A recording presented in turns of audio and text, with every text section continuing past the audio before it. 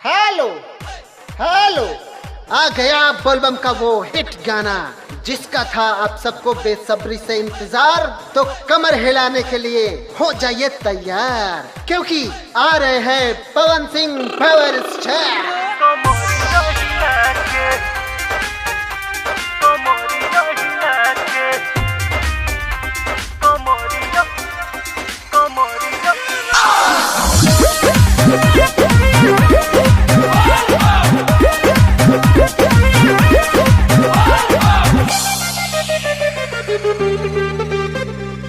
भंगिए है असली बाबा के परसादी, खाके देखा दहिया में फुर्ती ले आदी।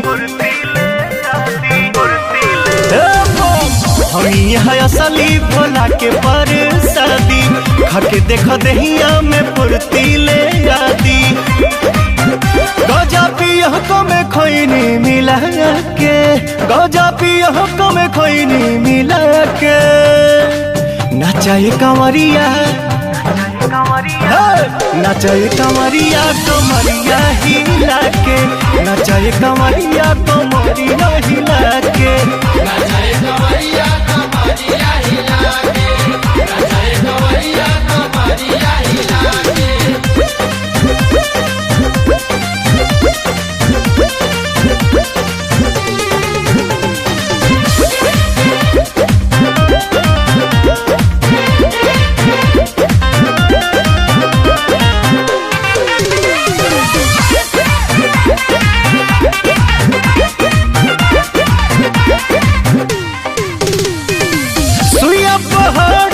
चढ़ाई हो तनिको न तोहरा बुझाई हो, सुइया पहाड़ के चढ़ाई हो तनिको न तोहरा बुझाई हो। बोला तू बोल बम जोर से चिल्ला के, बोला तू बोल बम जोर से चिल्ला के नचाए कंवरिया,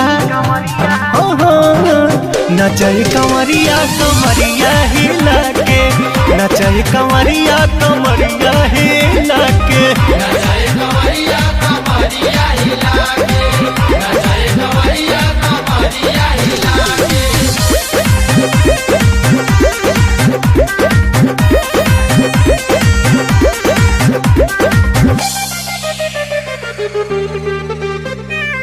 सावन को रोसी घाटा गरजी हो, बनल रही देह में नरजी हो।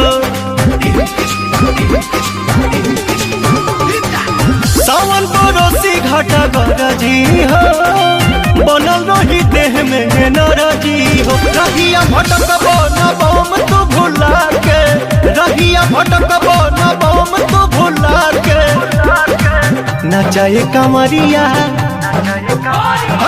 नचाए कंवरिया कमरिया हिला के, नचाए कंवरिया कमरिया हिला के, नचाए कंवरिया